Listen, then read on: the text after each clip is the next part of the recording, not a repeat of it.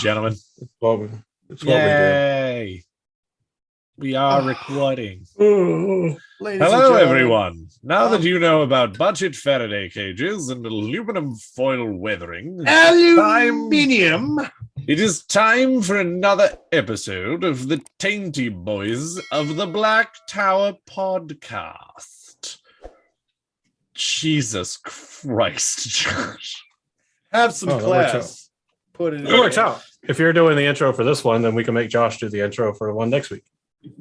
That works. Honestly, I felt like at this point we just kind of do the intro. We all have a very nice.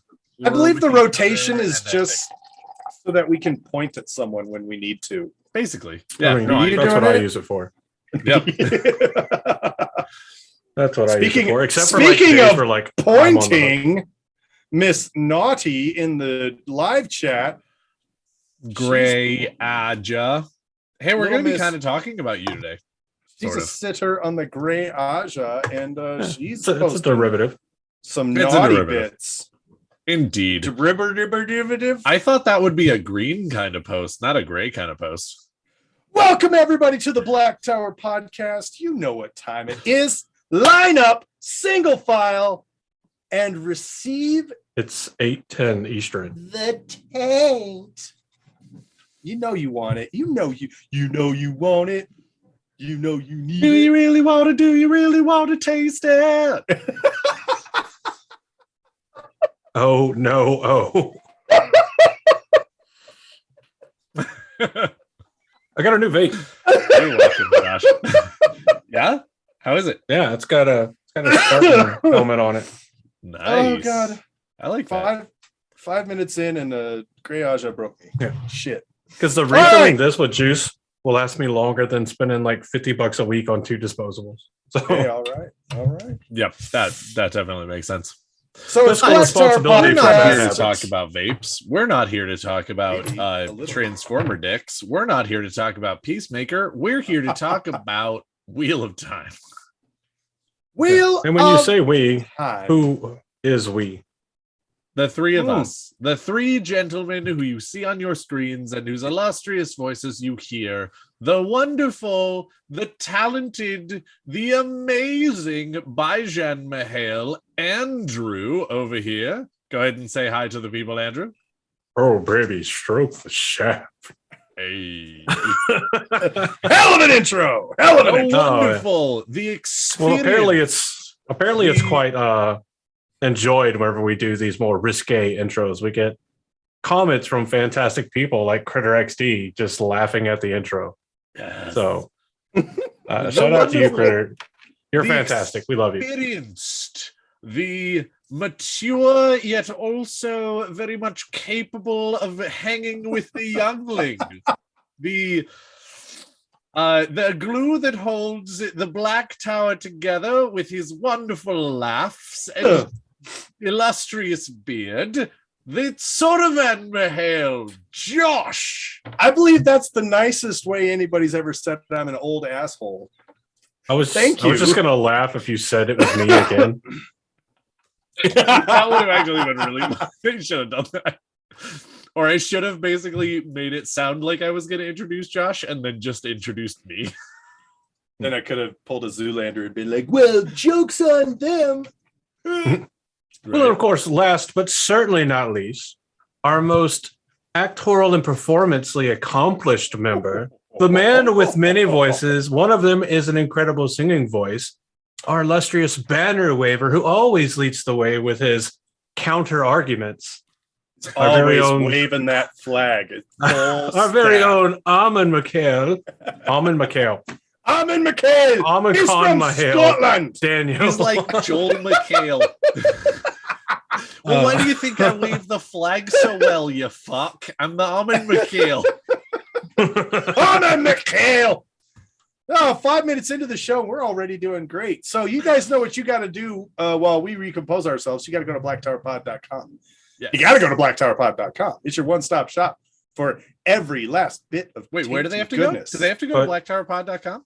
blacktowerpod.com. Josh, I can't draw or paint. How am I going to compose myself? You can put notes down on a paper. 5 minutes into the show, we're already doing. What? You guys hearing voices? What Doctor Strange time stone bullshit is this? I come to What bargain, the- Wabu. What in a fucking What in the hell? multiverse time stream?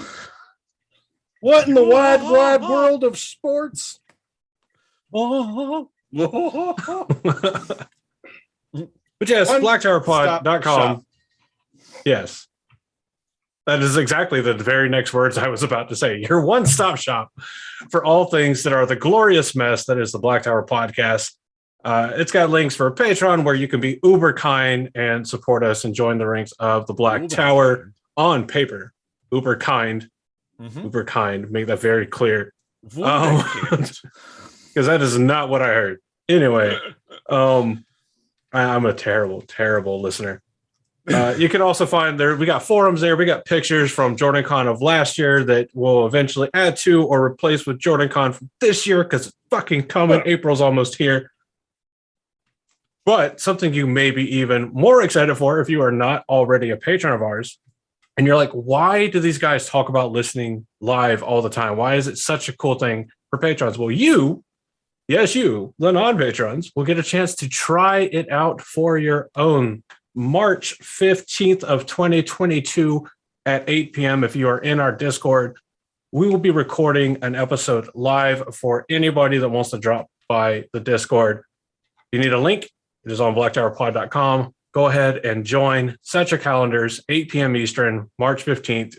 You can come into the Discord and listen to a live episode from us and get a taste of what it's like to be a patron and see how much you regret not being a patron or are thankful for not being a patron. Depends on your perspective. Also, we do want to throw out there, it came to our attention last week that there were a couple of people who are actually already Patreons who are not fully aware of the benefits that they had. So if you are listening to this in the public release on YouTube or through Podbean or whatever, and you are a Patreon supporter at any level, and you do not have the correct roles in our Discord, or you haven't joined our Discord, every Tuesday we record live for our Discord members who are also Patreons.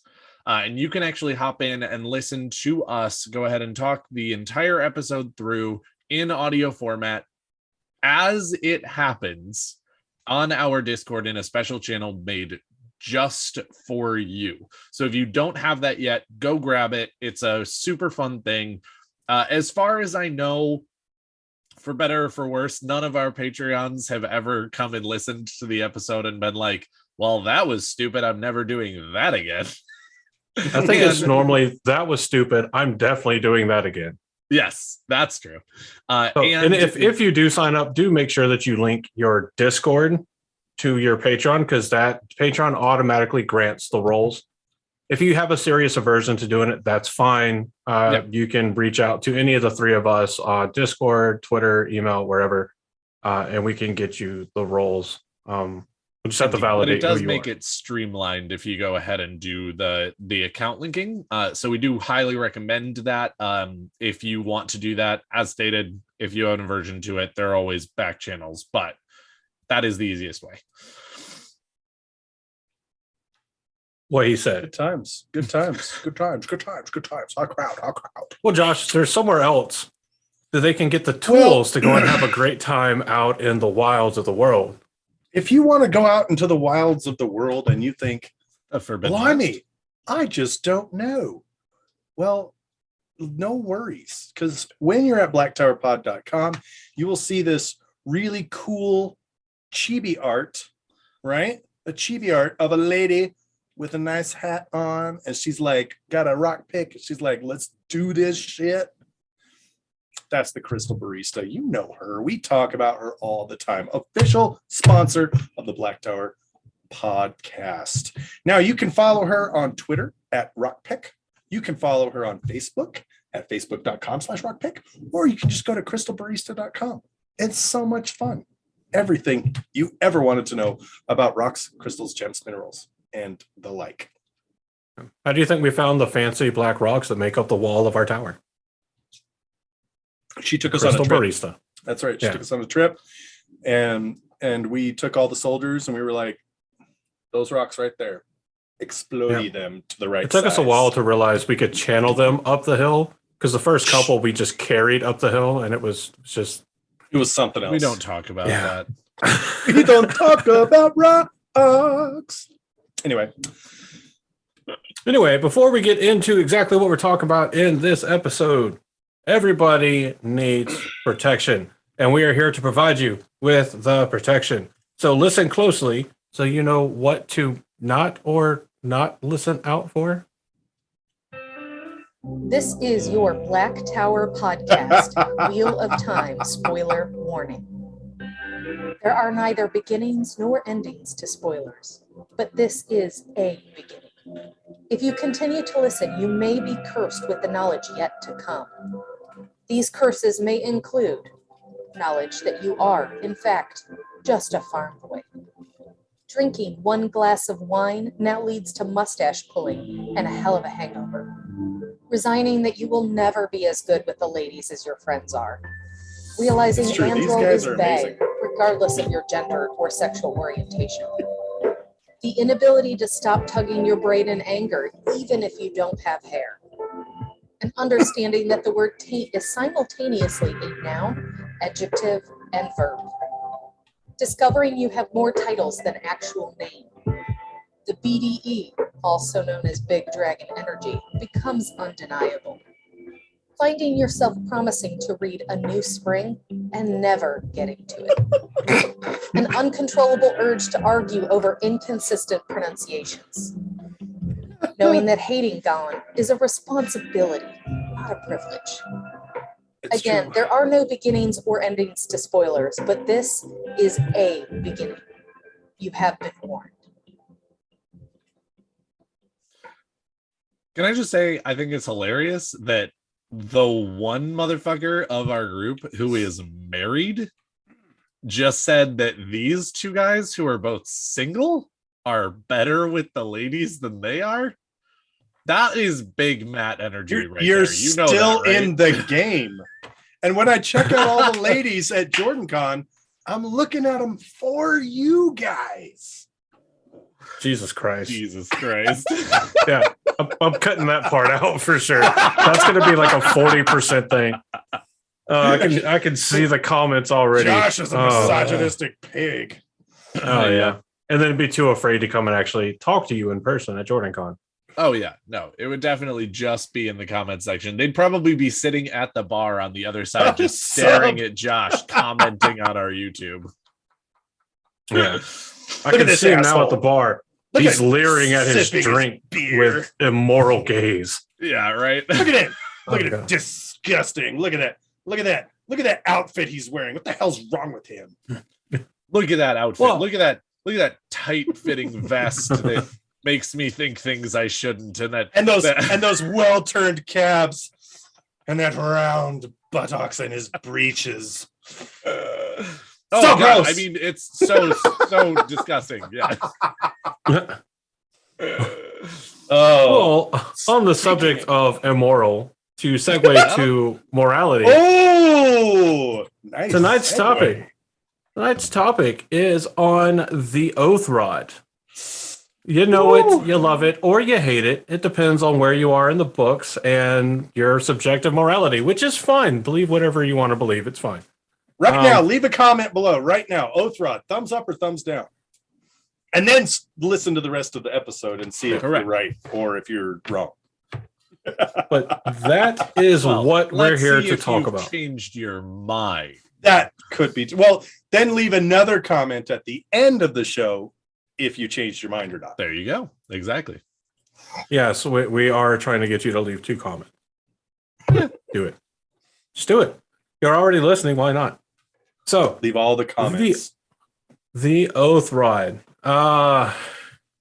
So the oath rod, as we know it, majorly from the series, is the rod that all accepted must swear oaths on in the White Tower in order to be fully raised to Aes Sedaihood or sisterhood. It consists of 3 oaths, which you may have heard Rosamund Pike say very lovely in the Wheel of Time TV show. Daniel, would you care to recite? The first oath is an Aes Sedai will never speak a word that is untrue. That they will not make weapons for men to kill each other. And the third is to only use the one power in defense of their own life or the defense of their warders or another. Never to use the one power as a weapon. Yes, as a weapon. Except in defense. Against dark friends or shadow spawn, or in the last extreme defense of her life or her warder. That's or right. another. It does. Yeah. So this is one of the things where wording, much like everything with the Aes Sedai, is incredibly important. Oh, so yeah. To speak no word that is not true doesn't mean you can't misguide people. It just means that what you're saying has to technically be true. So ergo, you can't say this shirt is blue, but you can say this shirt that you are wearing has shades that are not of red and not of, blah, blah, blah, and get extremely convoluted trying to say that this shirt is blue without ever actually saying the words, this shirt is blue.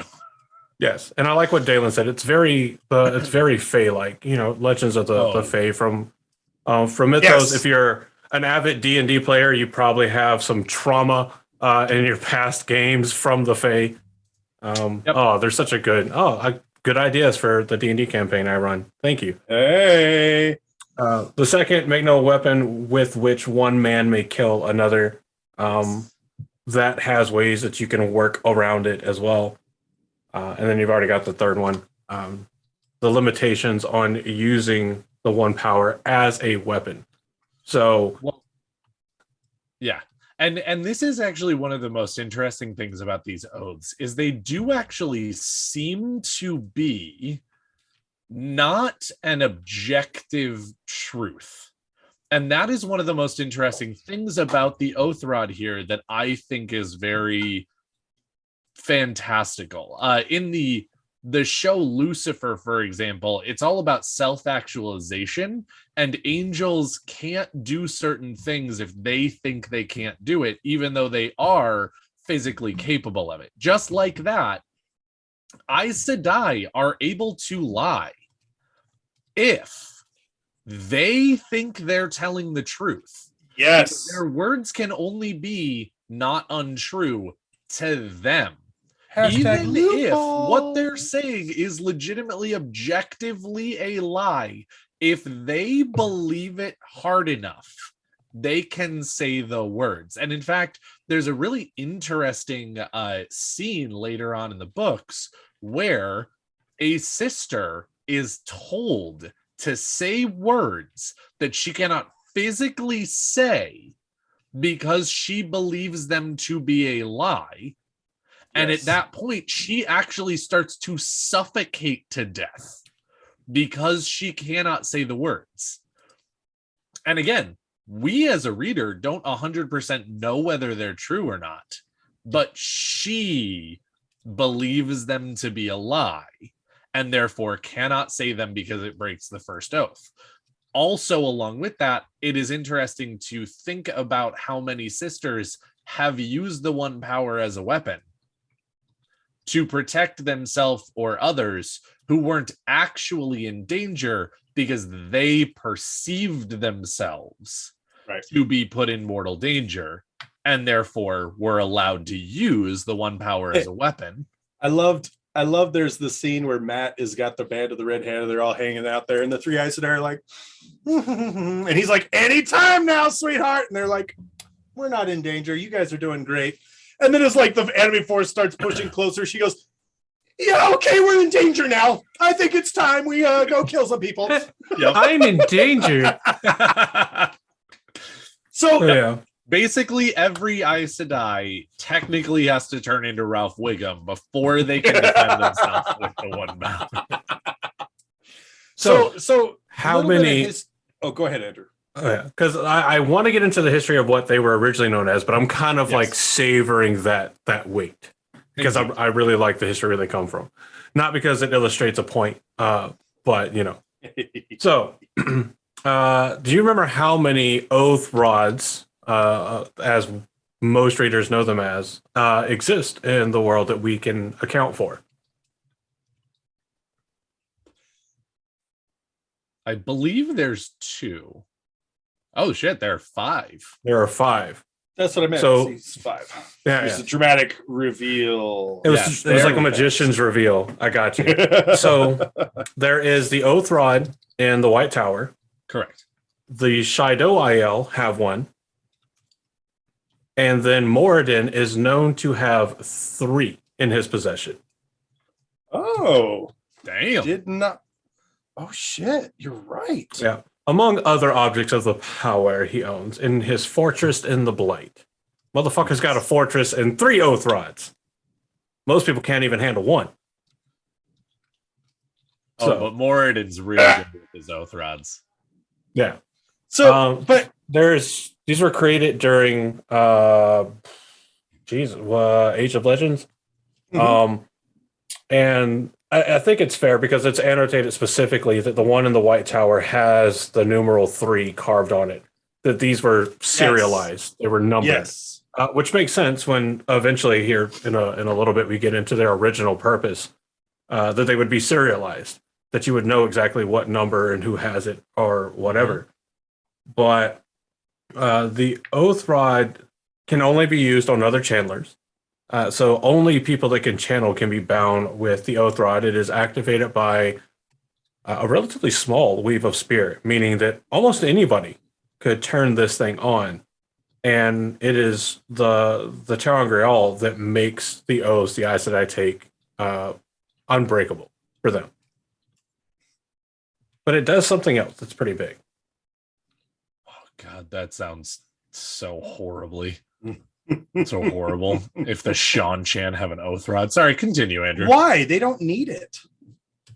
What do you mean they don't need it? What would they need an Oath Rod for? You can I'm cease sorry. the if mass you can production of walk a dom. around- Well, or if you can walk around making sure that everybody is taking oaths that are actually legitimate oaths, or at least, sorry, again, since it can't be used on non-channelers, any demone, you could make them swear oaths that make them do what you want, even if they don't have IDOM on. Like, I swear to God, swear to me.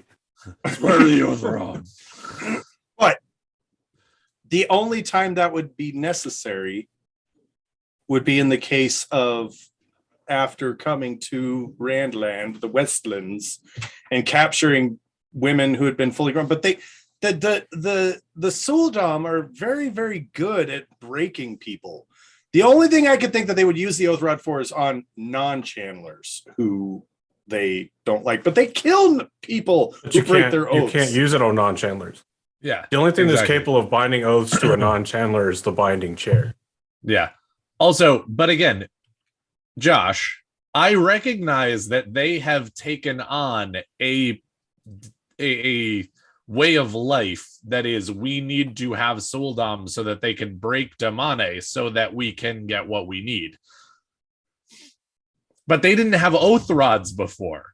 If they have an Oath Rod, which one's better, loyalty or brokenness? The answer is loyalty every goddamn time. Hard agree. Go ahead and make people swear oaths to you on the Oath Rod. You don't need Suldam to break your demonic. Which this is where it gets fun though, because okay, so when we get introduced to the story, the Oath Rod is sacred, right? It's something that defines an Aes Sedai. When you become Aes Sedai, you take the oaths, and It defines who I am. that is the pride of your life.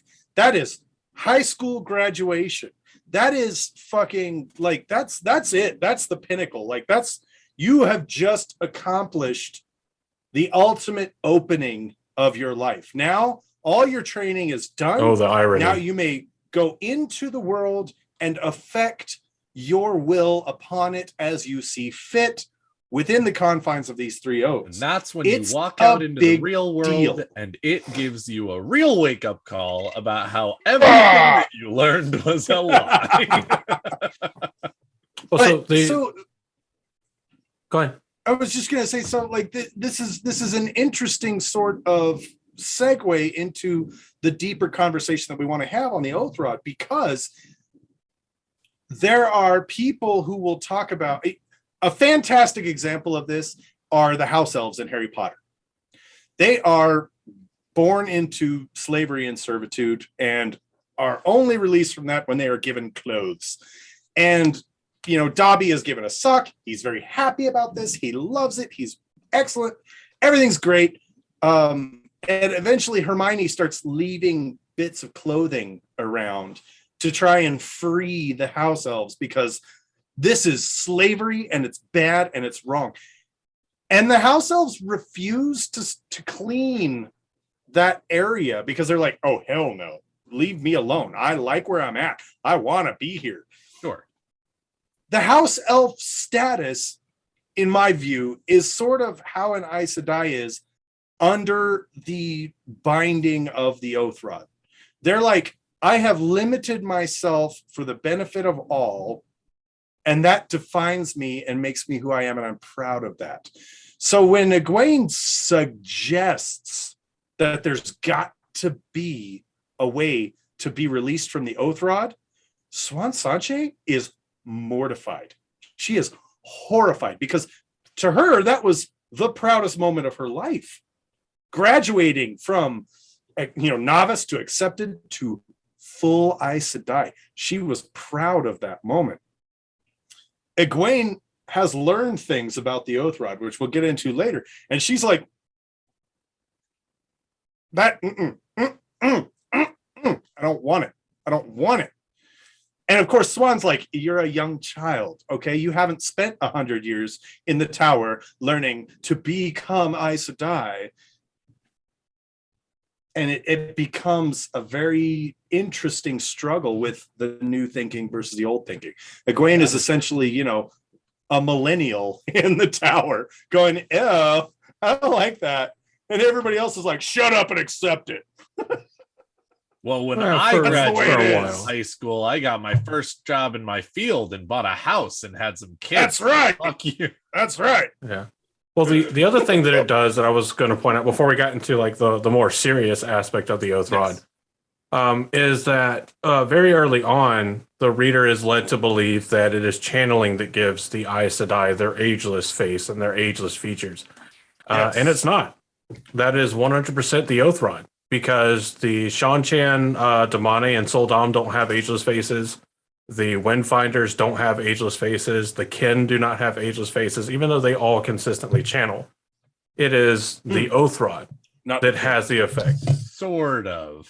Well, the Kin have sort of like ageless faces. They don't channel as much. That was as what like I the was actually going to Windfinders. say. Is I was going to Yeah. say So they that's a sort of fair have correction. ageless faces in the way that they're stupid old and don't look stupid old. But yes, the actual ageless face, that particular thing, is absolutely a very Aes Sedai thing, and definitely comes from the Oath Rod. Now, yes, there is a potential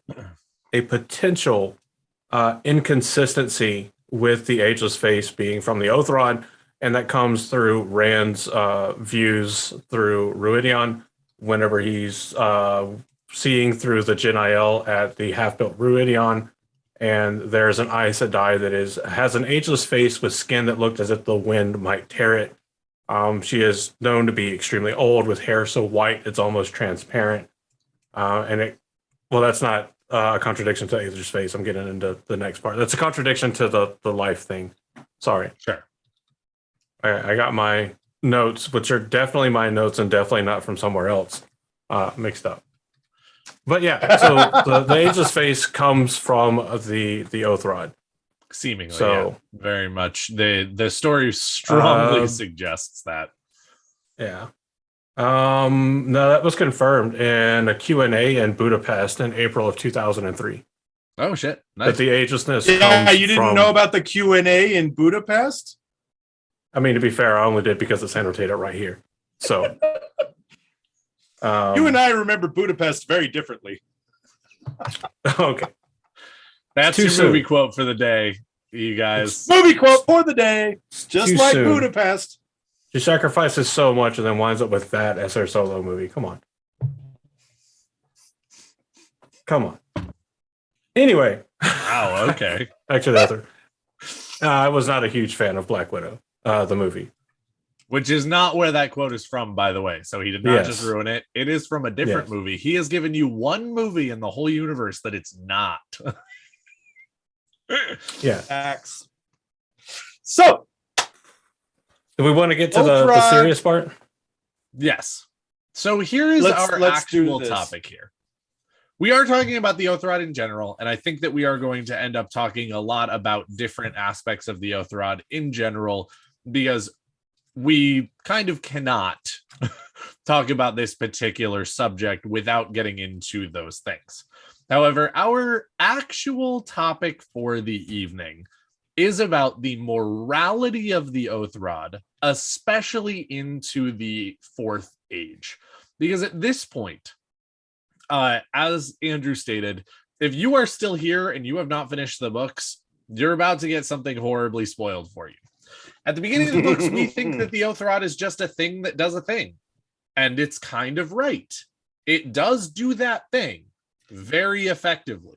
However, later on in the story, you discover that there are detractions from the thing that the Oath Rod binds you to. For example, There's a fairly significant drawback. Well, there's a huge drawback here, and it's the biggest one, and it's basically the one that we are going to talk about here in this moral discussion of you meet a group of women who are not bound to the Oath Rod, and they seem to live a lot longer than the oldest Aes Sedai. And it is basically discovered through intelligent conclusions and hypotheses that the Oath Rod is cutting the life of the people who are bound by it. Something in the neighborhood of half. It's a large scale. It's a little more than half of their remaining life. Sure. And that is horrifying in some ways. That is not something that is ever told to the Aes Sedai as they are being raised and taking the oaths on the Oath Rod.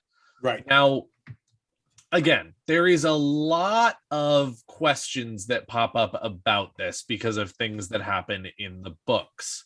And there are a lot of unclear rules on this based on, again, things that happen in the books. But it is not unclear that this is happening. By how much and by, how many oaths do you need to take before this starts to happen? Or if you release yourself, do you get all of that back? Or blah, blah, blah. There are a lot of unknowns about this thing. But there is a moral question here that we want to go into about the Oath Rod and the fact that we know in the books the Oath Rod takes away some of your remaining life.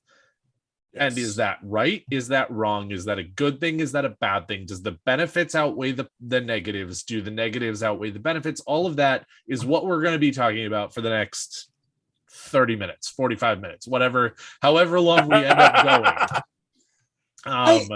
with this particular episode.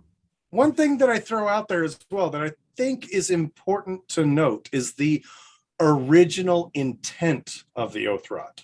Mm-hmm. The original intent of the Oath Rod was to punish criminals. Yep. There was one of the Forsaken who was talking about, did you know they bind themselves That's so dumb. Why would they do that?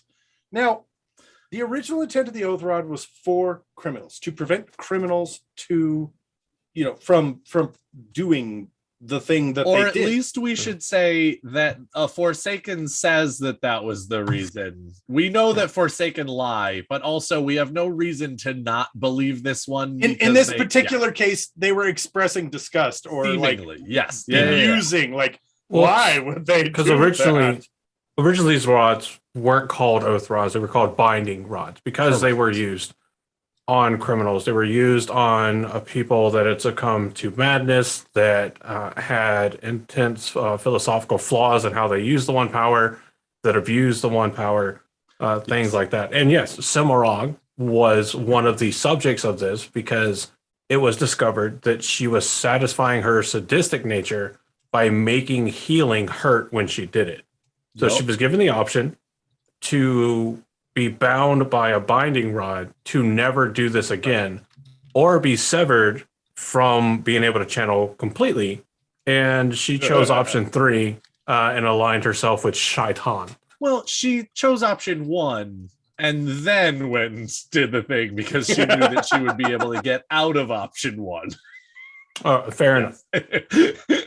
But yeah, she really chose option 3 Yep. under disguise of choosing option 1. Exactly. 100%. I'm with you. No, and so this is an interesting thing that we discover later on in the series, and we actually discover this pretty fucking late in the series. We start to get some inklings when we are about, I don't know, a third to a halfway through the series, when the girls meet the kin. When Nynaeve first is exposed to the kin and finds out how old some of them are, she starts doing some mental math and going, wait, what did you just say? And starts figuring out that the kin, on average, live a number more years than Aes Sedai on average, because she's gone through accepted training and she knows a lot of history about a lot of Aes Sedai.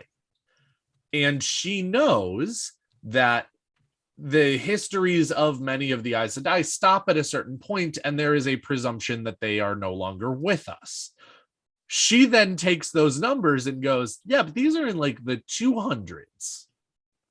You just said you're like 400 some years old. Oh no, she's knocking on 600. Because the oldest of the kin is almost 300 years older than Cat Swain. Cat Swain's like 290.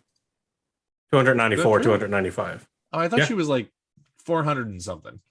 Okay. No, but I'm saying one of the oldest kin. Maybe a different one that you're talking about.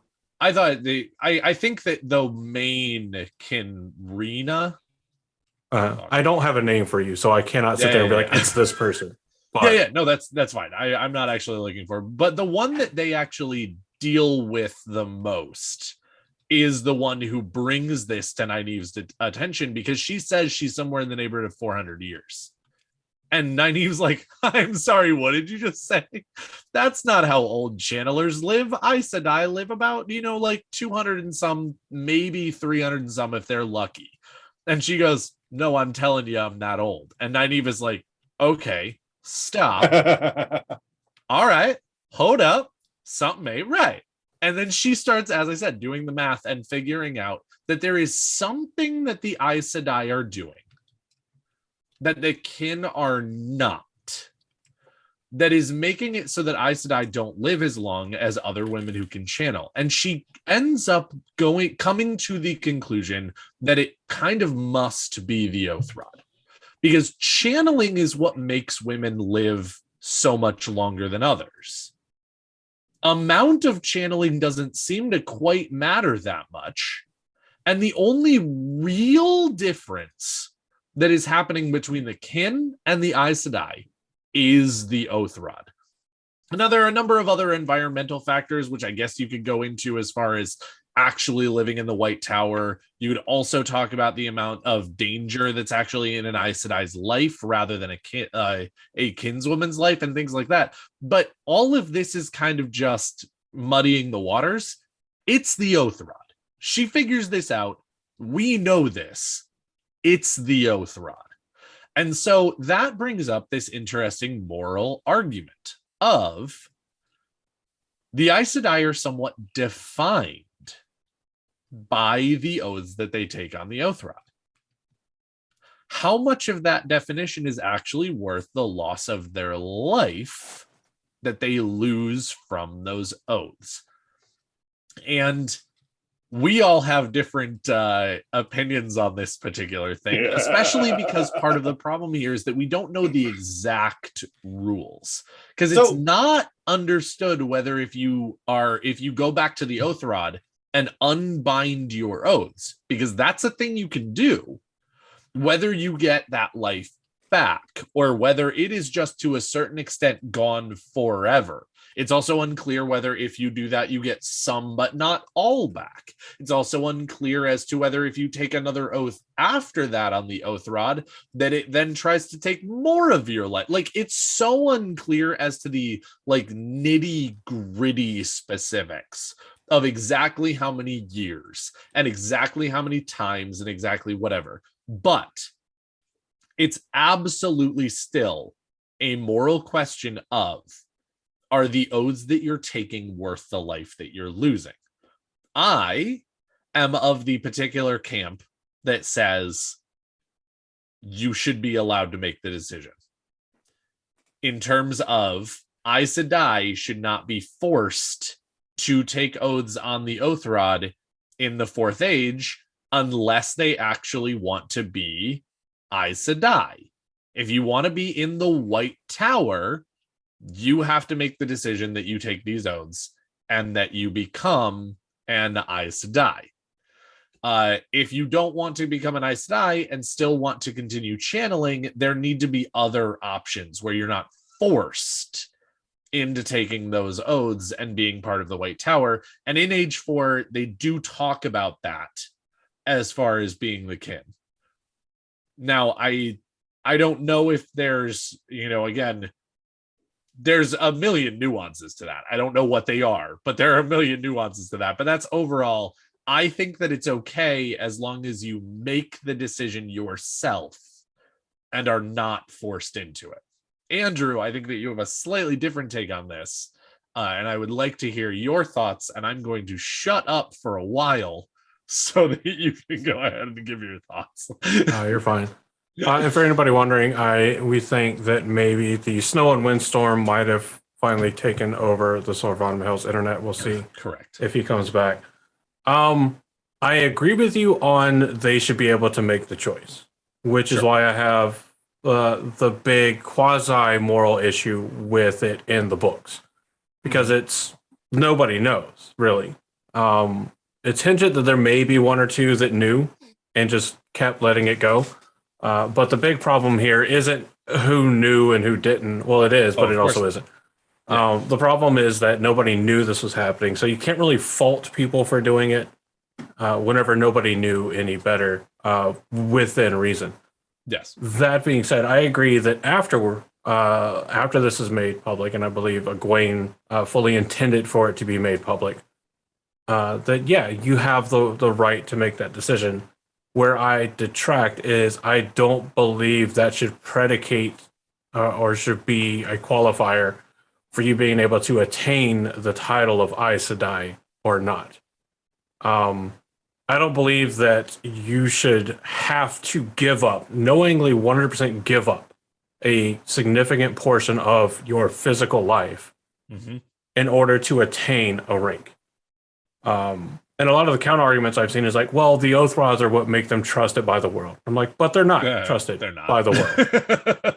And the counter argument to that was like, well, the people in power that know about them, okay, you're starting to add caveats onto it to say like, well, the people that know and the people that know and also have the power trust them, and they're the ones that influence the world. I'm like, well, that's still problematic. Because if you take Andor, for example, their queen went to the White Tower, and many of the arguments that they make is that, well, of course she's going to advocate for the Aes Sedai in the White Tower because she went there. She's friends with them. They gave her a ring, even though except to get rings, because she made it to accept it. Morghese did. Correct. But So you have that argument, but by and large, the masses of the world don't trust the Aes Sedai. Namely, yes, because of the breaking, and they blame all Aes Sedai for the breaking. But the oaths themselves, though many have heard about it, they also know that, okay, well, that just means you have to believe what you're saying is true. Or you have to talk around it in this kind of Aes Sedai way to say the words that are technically true while your meaning is shrouded in double talk and Deus Damar. So for me, that argument, I don't want to say becomes null and void because it does have a place. And there are places where, yes, it does help. But by and large, for the world, it doesn't help. And if we go back to the Age of Legends, an age of untold prosperity and success and kind of this political homogeny across the world, where there weren't wars, wasn't all this fighting, it was an era of prosperity. The Oath Rod was not needed for this purpose. In fact, it was needed for the people that did the opposite. It was only needed for the people that violated the trust of the world and the world's laws. And those were the only people that it was used on. I very much side with that. If you want to use it and take the oaths with the full knowledge, then, fine. I don't have an issue with that. That's you making the decision. However, I believe that it is morally abhorrent to require someone to give up 50+% of their remaining life just to attain a title that has historical significance, not necessarily personal significance. Out of curiosity, I actually do want to touch on this for a moment because we talk a lot about the Oath Rod and the first oath.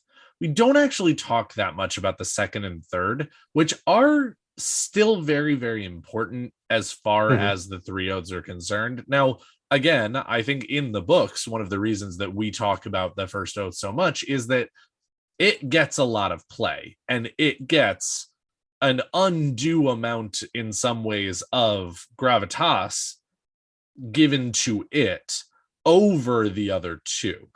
But I do actually want to sort of ask the question, trusted is a broad word. And granted, it ties to the very first oath very strongly because there is the word untrue in the oath.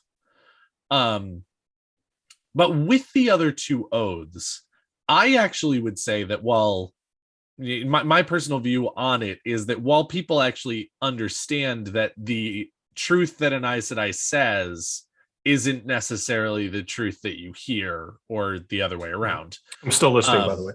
Yeah.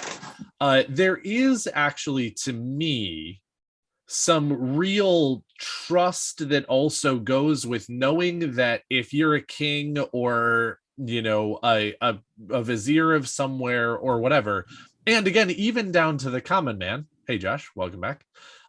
Even down to the common man, knowing that an Aes Sedai, since you can't channel, can't technically walk in and just beat the shit out of you with the power or intimidate you with the power to a certain extent, or, try to take over your kingdom or your household or anything using a power that you don't have. Is there an additional amount of trust there, or is that kind of negligible? I think it does add some validity, but ultimately the second oath is essentially added so that the Aes Sedai cannot be even requested to aid nations in their pursuit of war. True. It's really more the third one that I was talking about, but yes. Yeah, I know. And I was getting there. Yeah. And the third oath is, I'm sorry, I like to go in order. And the third one just realized is... I set you up for failure by talking about both of them when really I was talking about the third. So sorry, continue. See, this is the poli-sci mind. I'm not going to let the niece mention go away because that is a tactic people use to claim victory. Not saying you are. It's just a habit I formed. Yeah. Whereas the third is more of a, here's what we're offering you to show that you can trust us to come into your domain. But we've seen what the Aes Sedai can do without using the one power at all to influence a kingdom. They have the ability to exercise influence to tell a king and the people, hey, you should do this. And without it, with just that influence, even the most anti-Aes Sedai rulers in the world still will listen to the Aes Sedai, or at least entertain what they have to say. You know, we're told in the books that even Pedronile, the commander of the White Cloaks, would come to the Amerlin seat if she summoned. So it tells me that in this age, even with the three oaths, that them using their power is a bit of an afterthought. It's not the biggest thing that people fear in this age, because yes, they can't do it if they're Aes Sedai. Nothing stops them from sending their conventional military, their novices, and their accepted to wreak havoc, especially with linking. But so there's nothing about it that says that the Aes Sedai still can't meddle in and cripple kingdoms, because they've tried. And they've done it successfully in the past. Yeah. It's kind of like it's like I'm trying to think of a good like allegory for it, but it's like giving somebody a popsicle saying, I'm not going to hurt you. And then what they don't realize is, well, there's poison in the popsicle. You still ate the popsicle. You still ingested the poison on your own. I just didn't tell you it was there, but I'm going to offer you the antidote because I know what happened to you. I can figure it out. I look at, to me, it's all about, you know, I understand what it is now. And when I say what it is now, I mean current Age times 3. in the story. Yeah. Yeah. But I like to look at where it originated. And again, what we were just talking about is some of these things have come from the War of Power. And Aes Sedai were like, and I can't help, and I know you guys are probably going to disagree with me on this, but I can't help but feel like these episodes. Sorry, Amazon, we're going to disagree on this one. Yeah, you didn't pay off my car yet, so.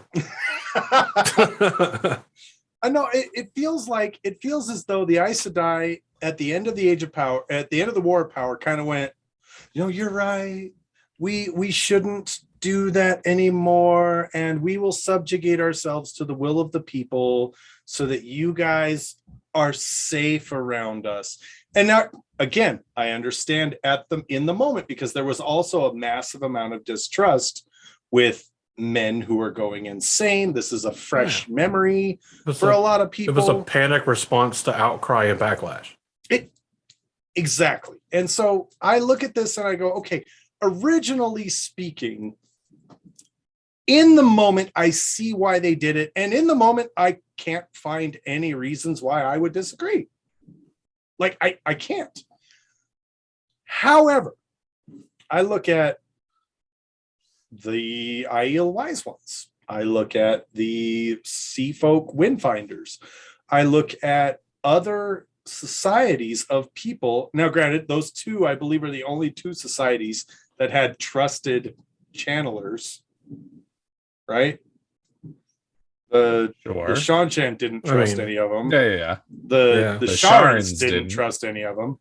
And nobody knew about the kin. So nobody knew about the kin. So, well, except the people that could also use power. So yeah.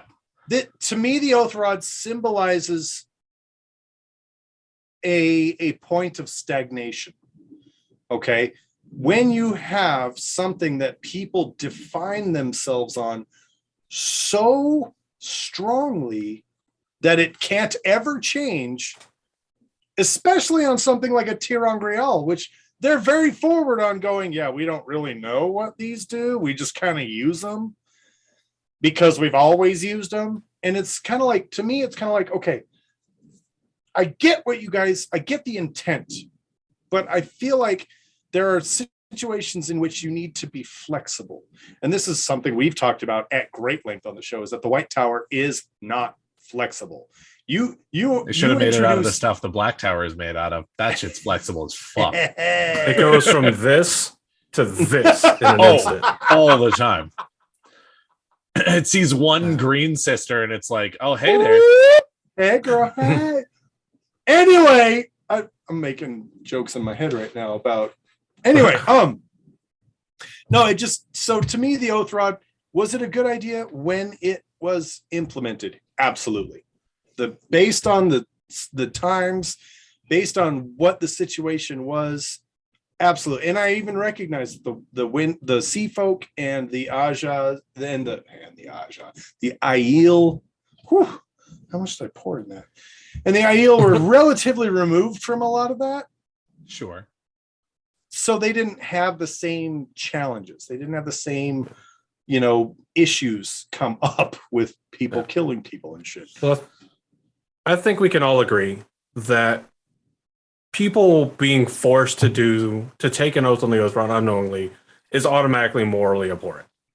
That is automatically something that should not happen. You have to take this, but you don't know that it's going to take half or more of your remaining life away. If the person who's administering it knows and you don't, then I agree. If no one knows, then again, that's why I say moving forward. Yeah. Okay. Yeah. I think everybody would know. Yeah. But true. one of my, I guess, bigger points about it is if you have a set of standards, and these are intrinsically moral standards that they're imposing with the oath rod.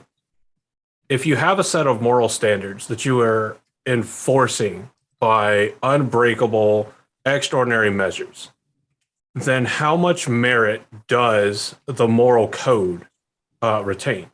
Because you don't have the free will to choose to do something wrong. So is it a good morality because it's enforced and cannot be broken morality? Or does it lose a lot of its merit of morality because, well, you don't have another choice? This is all you can do. And I mean, you can make the argument that like, well, the Aes Sedai can still mislead people. And yes, very, very much so. And that does increase or decrease the morality. But what is the value of the moral code of an Aes Sedai who simply cannot directly lie, who simply cannot make weapons that can be used for war or violence, who cannot use the one power except against a 3-type set or 4-type set? Because Dark Friends, the Shadow, defense of themselves, their warders, and other Aes Sedai. And other Aes Sedai. And so, go ahead, Josh. Go ahead, Daniel. Daniel, go ahead. Okay, so I actually want to respond a little bit to something that you said earlier, Josh, because I think that there's an interesting piece of this that is, we come into the story in a very sort of nihilistic, very cynical view of the breaking. And we know... Yeah, it's almost legend at this point. It is. Well, and of course, we know that almost everybody gets it completely wrong in some ways. When they, not almost completely wrong, that's not actually accurate, but they get it half wrong when they say the Aes Sedai are responsible for the breaking. That statement is not incorrect because in the Age of Legends, males were called Aes Sedai. However, you're including an entire half of a group of people into that title that were not part of the breaking of the world because they were women. Oh, I disagree. And did not go mad in the breaking. Now, I believe they share equal blame, but that's another episode. Okay, but I blame. They were not the ones who went mad and actually broke the world, though. Can we agree on that? Fair. Yes, that's the what actions I'm saying. were the actual actually actions perpetrated. I actually totally agree with you, Yes. Andrew, that might be a short episode We're because I on the also same blame page. the women Aes Sedai for the overall thing. But again, we'll the spend women 23 weren't minutes the talking about ones beer, who- and the rest will be the breaking. Right, there we go. The women You didn't frat actually bros. legitimately break the world. That was the men going mad and doing the channeling that broke the world. The actions were those of male channelers. Now you come out of that, and many people are very cynical about Aes Sedai and channelers in general because they can't really make that distinction because the history has been so passed down that at this point it's a game of telephone. The Aes Sedai that are left at that point, who are almost exclusively women, in my reading of the books, it's not a panic response to this. It's actually them trying to decide the best way. Josh, you don't get to agree with both. I can too. And I can justify my points. That they can make itself moving forward, that the world will trust them because they know in their hearts that they didn't actually do this. Now, again, can be blamed for it, sure, blah, blah, blah, but didn't actually do it themselves. Now, again, I don't actually believe that every Aes Sedai was standing there on this moral high ground and standing there just being like, we need a way to convince the world to trust us for the benefit of everyone. There were absolutely Aes Sedai who were standing there panic responding to this.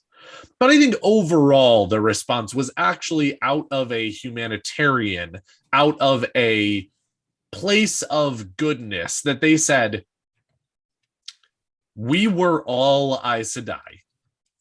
The men did the actual breaking, but going forward, we need the world to trust us so that we can fix this. Let's come up with a way that we can fix this. And their decision was the Oath Run. And maybe it's just because in 3,000 years. Well, I think it did right away. Because I think that it's taken thousands of years for Aes Sedai to overall wiggle out of it and do things that are bad enough, even with the 3 oaths, that people don't believe the 3 oaths anymore. But if you told me that you made those 3 oaths, day one, I would absolutely believe you, because those on their face are super binding and super moral. Now, as soon as Aes Sedai start to go outside of that, you now are breaking that trust. And we've had a long enough time that enough Aes Sedai have broken that trust that we no longer trust you anymore because you can get out of those 3 oaths, and we didn't really realize that from the jump.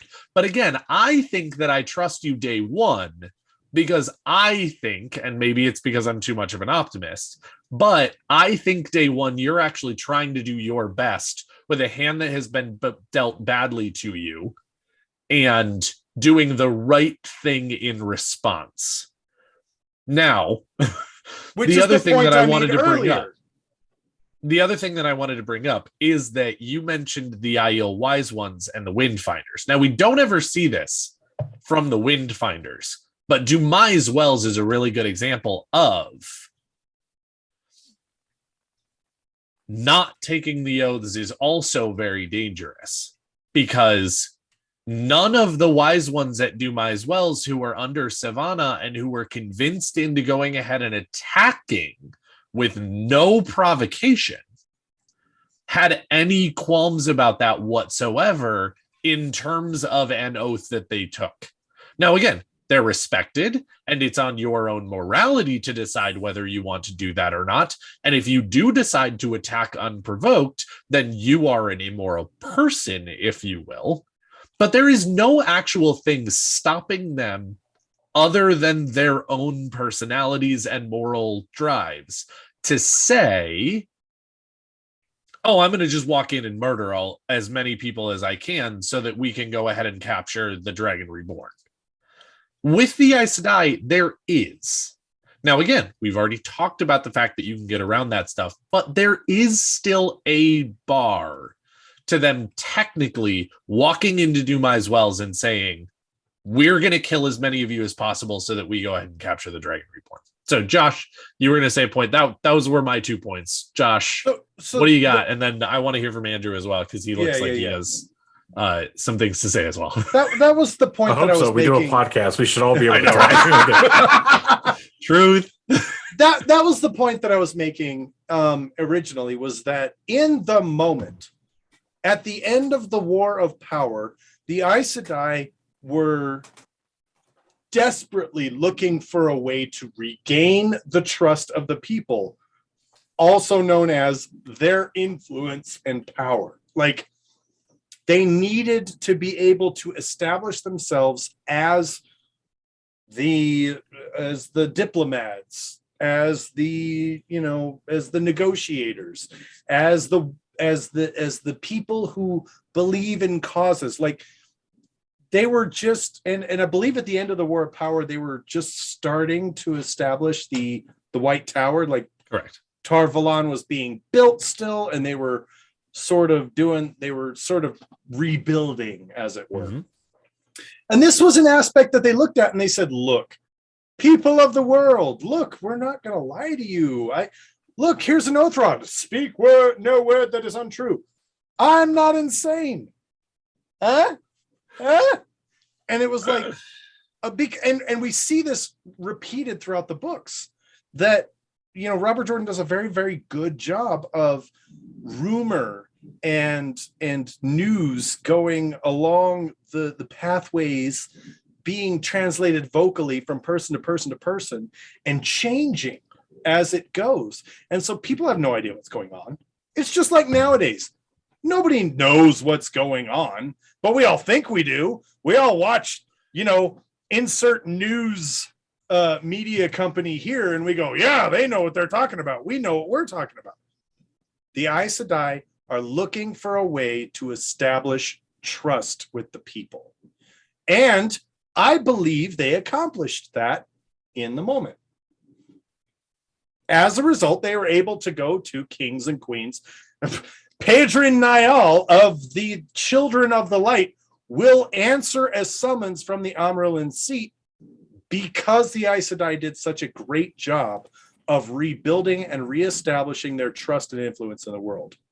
Okay, just because it's been mentioned a number of times, how much of that do you think of is actually bluster, though? Because people say that all the time, of like, there's some Diasamar happening there. Pedrin Niall actually goes to the Amyrlin seat. I think that's just the hyperbolic saying that they say. But again, I take your point, obviously, but I think that saying is just shit. Like, no, he doesn't.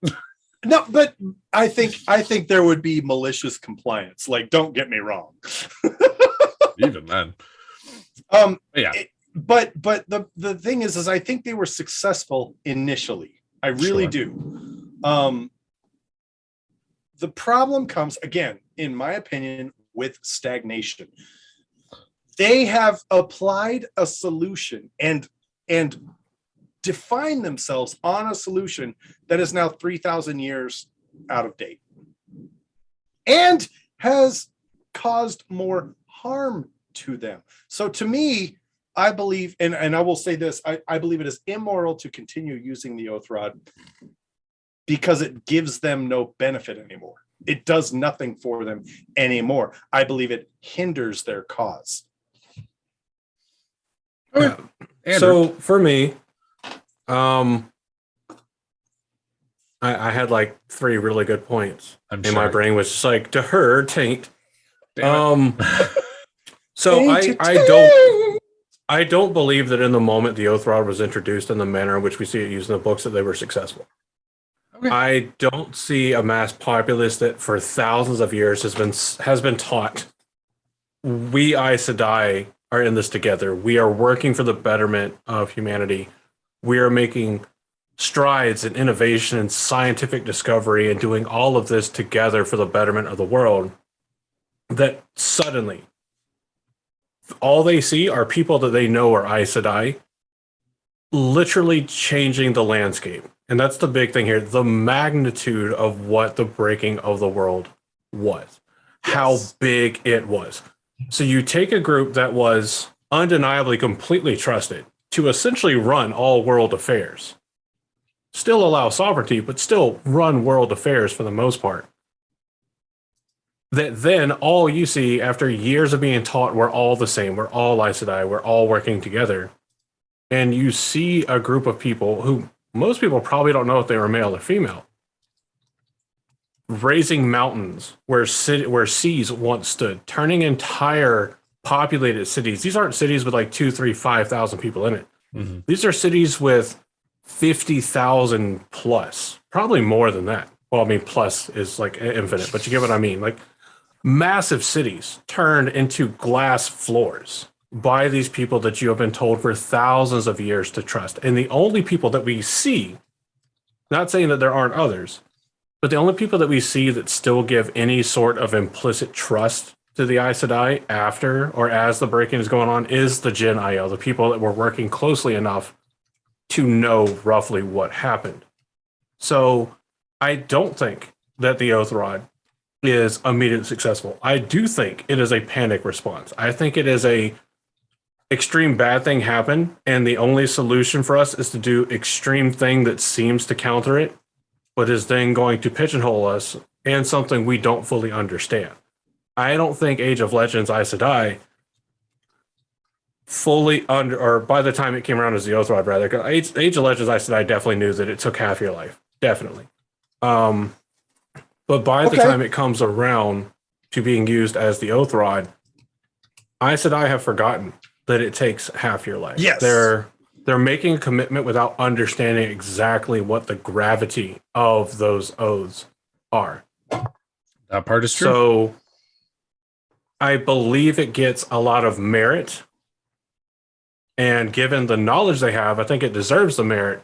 However, a lot of the merit is coming out of ignorance. I don't think the Aes Sedai would be so quick to uphold the tradition of the Oath Rod if they knew that it made them sacrifice half of the remaining life. I don't disagree with that. That's kind of why I'm in the camp that I am. I think it's something that is seen as absolutely incredible and given a lot of validity, because for the vast majority of the series and for all Aes Sedai, or like 99.9% of Aes Sedai, nobody knows the cost of doing it. Sure. And I think that changes dramatically in the Fourth Age. Oh, I totally agree with that. So I have a couple of new curious questions. And again, these are not leading into anything. I'm not trying to get you to say anything. I actually just have two questions, because we've brought up a few times that inflexibility is a problem. And so we're using that in some ways to say use of the Oath Rod as a tradition and a, blah, blah, blah, is an inflexibility. I'm curious to think of, you certainly don't need to give me what they would be, because that's a much longer thought process and a much longer discussion.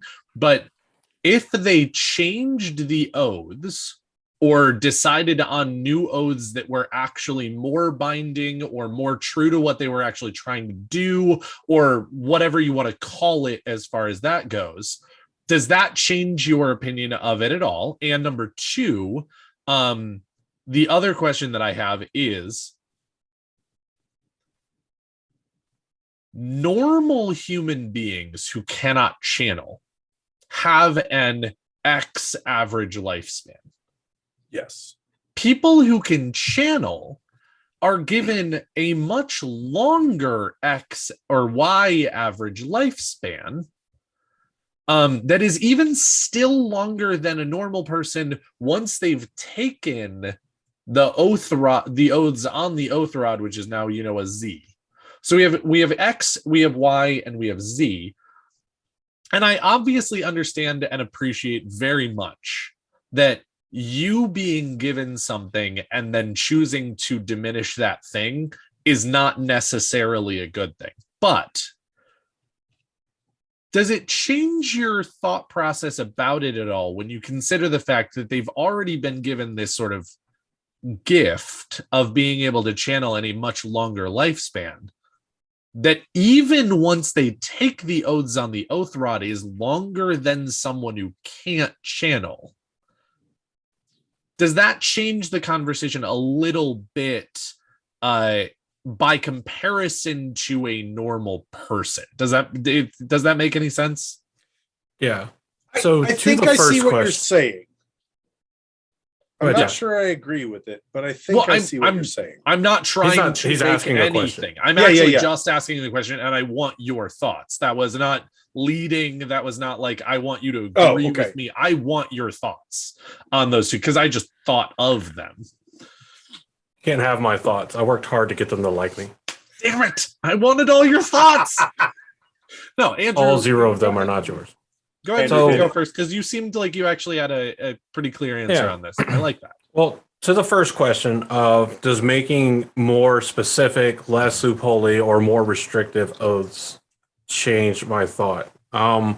It doesn't, because part of it for sure for me is I place a ton more value in someone that chooses to be moral because they have the option to be immoral. And I will trust the person with the option to be immoral when they choose to be moral a lot more than somebody that has no other choice. I'm very much an actions speak louder than words or oaths kind of person. So I don't think it changes how I feel about the oaths. I feel like they did serve a purpose, for sure. I think they did help the Aes Sedai early on. Kind of recovering from the massive, can't even call it a faux pas that was, breaching into the Darkwind's prison and then, altering the world forevermore. But I don't think it fixes the issue because I have an inherent moral opposition to what the Oath Rod does, as a counterstroke. When it comes to the topic of being given a gift of increased longevity, does it make it easier for you to have the option to choose to give up some of that? Yes. And if that is your choice, then by all means. Because I believe there will be Aes Sedai that want to uphold the tradition and they will still, with full knowledge of they're giving up half of their remaining life or more, that will still take the oaths. And I think that's fine as long as they know. But I don't think that just because you were born with something that you don't necessarily have control over being born with. Certainly. It's not your choice to be born with this, so it isn't your responsibility or duty or anything to then take that unwilling gift as something that you have to use to do this. Because Age of Legends Aes Sedai never did this.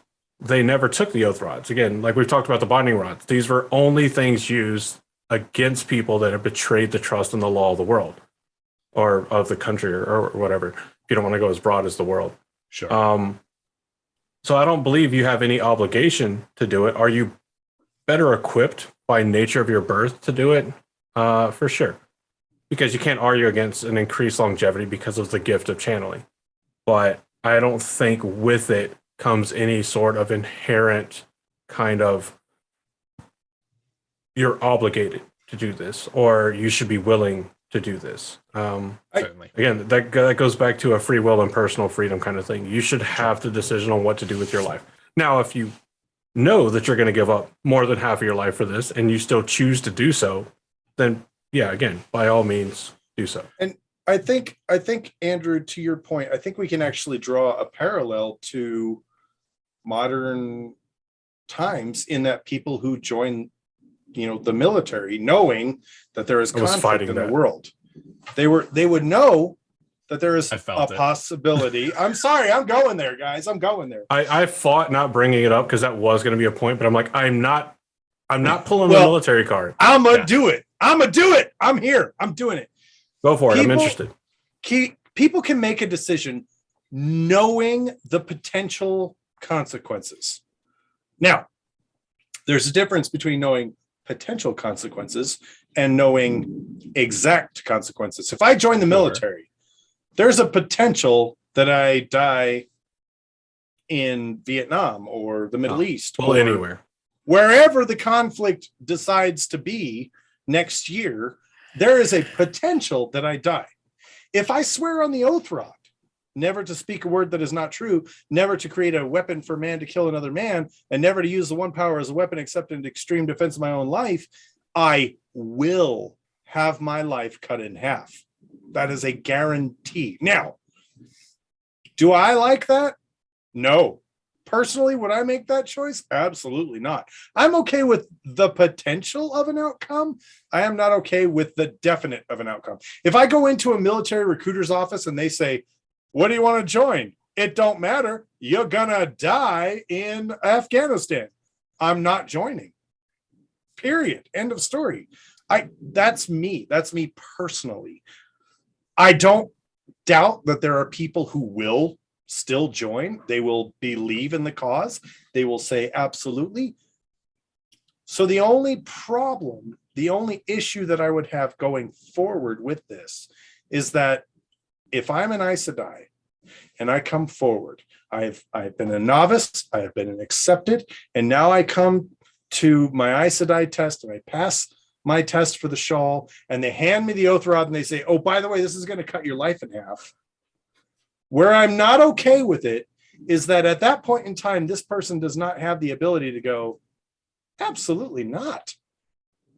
And they just still become an Aes Sedai. And still become an Aes Sedai.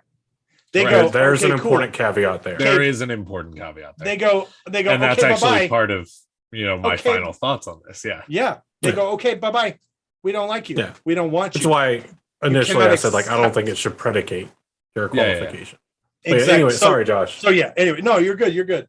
So that's kind of it does fall down to a lot of personal choice. Now, if I make a choice, I face the consequence of that choice. If I don't like the consequence of that choice, I don't always get to say the consequence isn't fair. Therefore, I should be able to make this choice and not have to face that consequence. Sometimes life just be like that. Fair enough. All right. So shall we move to final thoughts?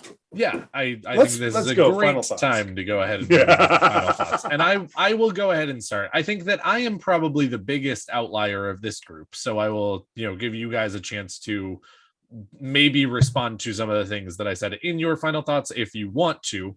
But my final thoughts on this are very much going forward.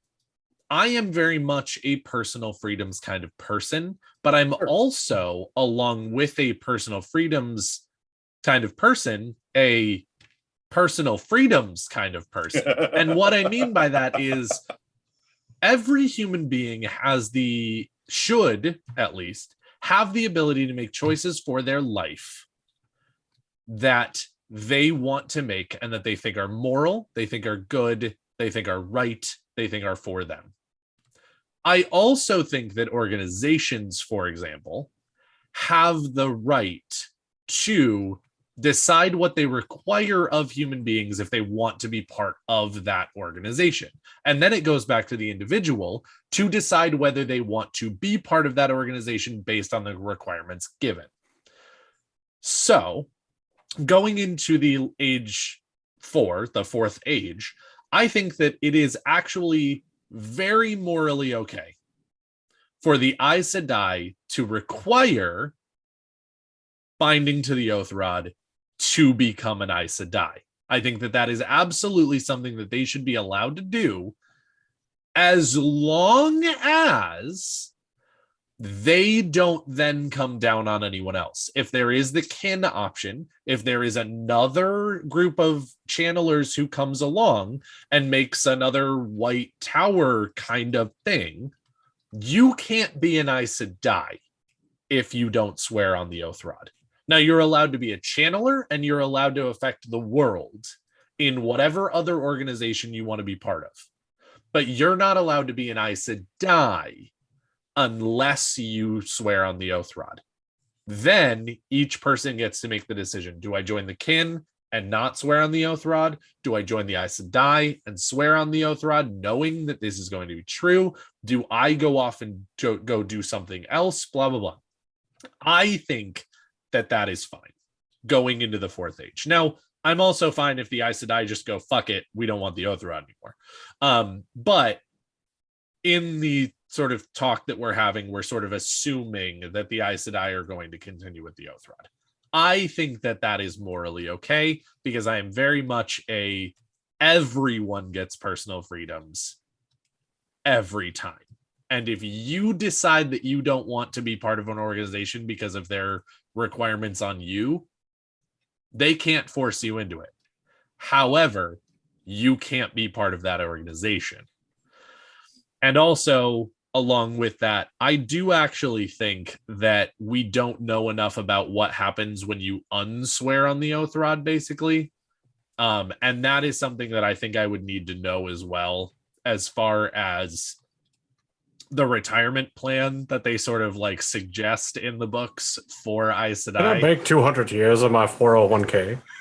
And then if that is true, I don't even have a moral thing on it at all. Whatever. I've been But paying again, we one don't know Andorran crown a month for the last 500 years. Exactly. We don't know that, and so it can't really come into this discussion, even though I know I just brought it up. But at the same time, we don't know enough about it, and therefore we are assuming that you don't get those years back. And therefore we're talking based on that. So that's my thought. And we actually had somebody bring up in chat another thing that I think is super important, which is I'm also a big checks and balances guy. I know that they fail a lot. I'm not saying I haven't looked at American history and been a little unimpressed with the way that they any work. history. Well, sure. I'm just talking about the one that I know the best as far as the phrase checks and balances and whatnot. But at the same time, somebody brought up what happens when Logain and Androl stop leading the Black Tower. That's a fear to me as well. I mean, Mazrim Taim really fucked the Black Tower. Really fucked. Absolutely did.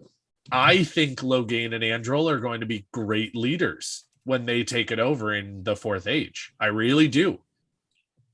I also don't know who's going to come after them, and you have a lot of Mazrim Taims out there. And I'm not saying that Oathrods stop all Mazrim Taims. I'm not saying that, but I am saying that trying to come up with a way to stop Mazrim Taims is actually a good thing, even if it's not always successful. And that is one of the reasons I'm going to say to bolster my opinion of, I think that organizations trying to do that is a good thing. And then your ability to not agree with that and not join that organization is also very much a good thing. Those are my final thoughts. I know that it was long-winded. I apologize for that, but those are my final thoughts on the other. I'll go next. You go, buddy. I 100% agree on personal freedoms. Where I detract is where an organization has the right or ability to dictate a portion of someone's livelihood, or not livelihood, but life, just pure life. I don't believe any organization anywhere should have the authority to unilaterally dictate, if you want to be part of us, give up half your life. It sounds way too culty to me, and it just is morally abhorrent to me. An organization should not be able to do that to me. But on personal freedoms, if you choose to take the Oath Rod with full knowledge of what the Oath Rod does, that's fine. That is yeah. One of my biggest things too is that now we have a revealed history, a learned history of a world, of a time where this enforced morality was 100% unnecessary. And in fact, the enforcement of it was only used to punish detractors from the overall morality, people that broke the law, people that pursued evil exploits. Those are the only people that knew this. So in the Age of Legends, which again, yes, it is a fantastical utopia society. So with that caveat, but within the Wheel of Time, we know that a world and a time exists where this is not necessary. It's not needed. That groups can exercise great influence, great power, great control, and still be morally correct, still be on a good and justified moral path. I don't believe that attaining the rank of Aes Sedai should be behind the barrier of like, yeah, you can have the rank, but you got to give up half your life. Again, it feels very culty to me. Some of the best things in the world have been done with the absolute worst intentions. And some of the worst things in life have been done with some of the best intentions. But with the example of the Black Tower, of a fear or a concern over who comes after Logain and Androl, I don't believe that fear of a potentiality warrants the oppression of reality. which makes what Daniel said sound a lot worse than what he said. It's not what I'm saying. I'm not saying he's advocating for like oppression of reality. I hear but you. it rhymed and it sounded cool in my head, so I said it. It did. It was cool. Oh, thanks. Sounds like Let a nobody buzzword take that that I'll away. hear on CNN Hey, or any news outlet. I believe the overall theme of the Wheel of Time is collective cooperation and coordination towards a greater good. I feel like the history proposed to us in the Wheel of Time advocates for that and shows that that can be reached within the Wheel of Time. Mm-hmm. And so I don't believe that that the Oath Rod is necessary in the form that it's used. I think its original intent from the Age of Legends is the way that it should be used as a tool of punishment. Again, if everybody knows what happens when you take the Oath Rod, one, if the world knows that people give up half their life to take the oath on the Oath Rod, it increases trust dramatically. It does. That's there is another good point. There is a fair validity in its usefulness, but usefulness does not always equate morality. Just because something's useful doesn't mean it's moral. The atomic bomb is very useful in ending a war. Is it moral to use it? I'll let you decide. Most people say no. It depends. The creators of the used atomic against bomb say no. especially when used against inherently civilian targets, things like that. No, that's not okay. But I don't believe, which is weird because I believe that mankind is inherently like greedy and corruptible. So it's weird that I'm making an argument for personal freedom like this. Not that anybody's saying they shouldn't have personal freedom. I think we all agree on if it's known, everybody has the right to make the choice to do it. I just I don't believe Aes Sedai is in. I just don't believe that Aes Sedaihood or sisterhood should be behind a paywall of that magnitude. I don't believe organizations should have the right, much less the ability, to demand a portion of your life in return for a simple title. Sure. I believe simple is a strong word. Yeah. Well, I mean, because it's until you prove yourself. Yeah, until you prove yourself worthy of the title. I mean, I think they go through enough to prove themselves. But agreed. Yeah, I've mumbled on long enough, Josh. No, you're good. So my final and here's the fun part, because I have what I believe, and you guys can correct me if I'm wrong. I have what I believe to be a completely unique perspective to these other two extraordinary gentlemen. I absolutely love them. I believe that initially the Oath Rod accomplished what they wanted to accomplish. Evidence is seen by the fact that we get to the third age where we're at in the stories, and Aes Sedai they're not trusted, but they're respected. There is weight in out of fear the title of Aes. No. Out of fear, out of mistrust. I mean, that's half. There are like. It also depends on where you're from power. And who you are, and I was more so trying to make a joke. Yeah. No, you're good.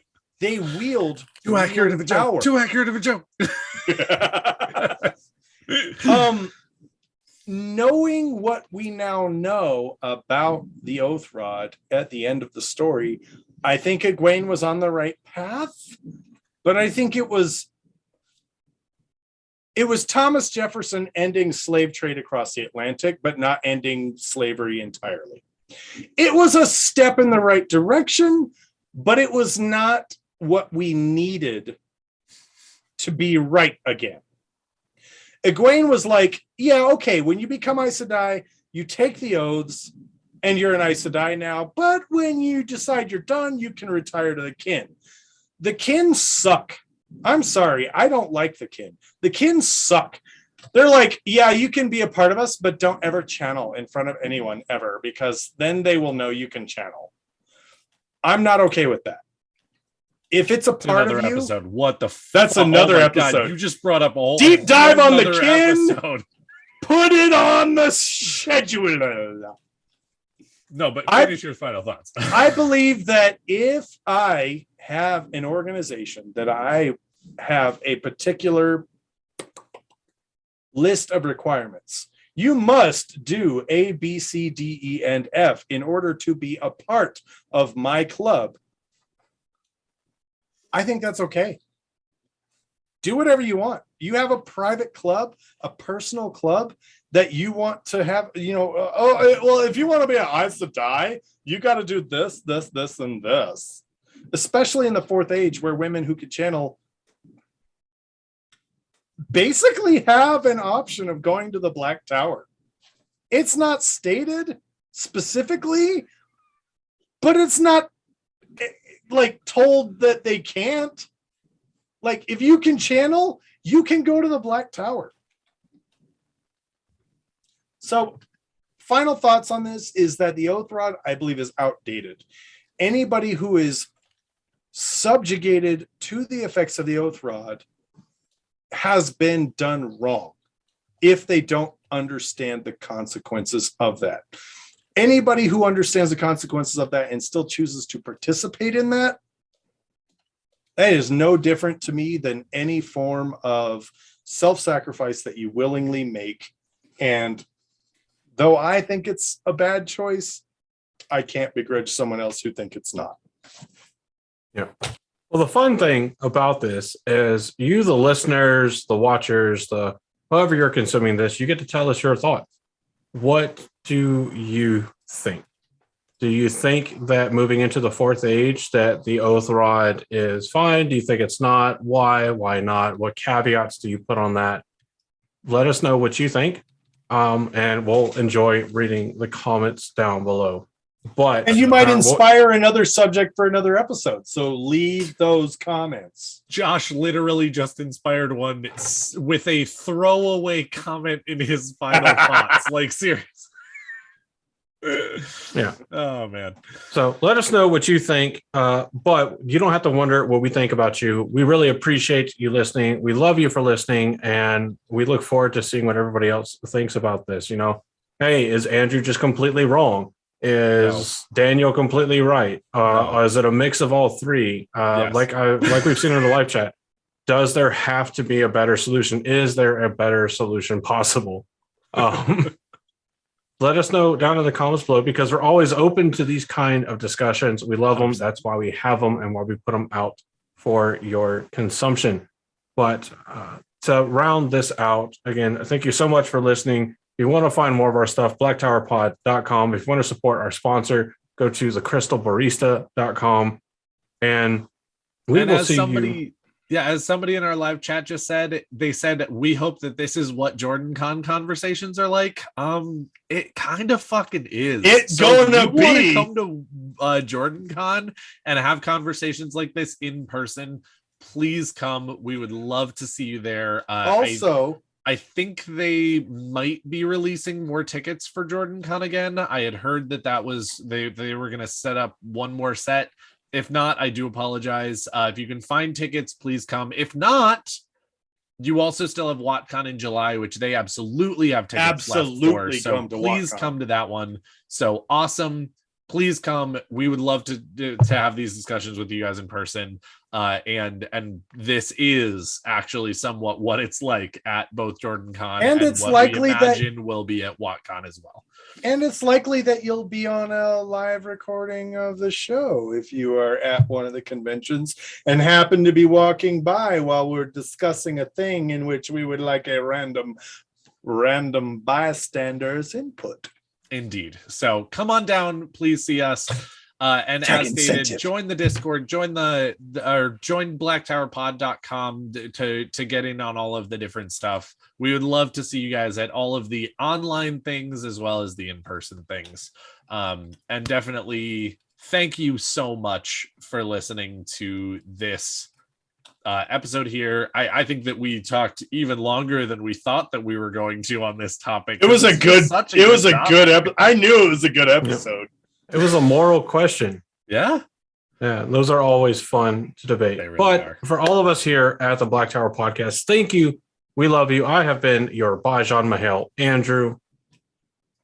I have been your Sorovan Mahal, Josh. And take that delicious taintiness in. Accept it. Embrace the taint. Love it.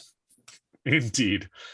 And I have been your Ahmed Mikhail Daniel. And from all of us here at the White Tower, we thank you again very much for coming and being here and listening to this episode. We hope that you are having an amazing morning or whatever time of day it is. And in case we don't see you again, good afternoon, good evening, and good night.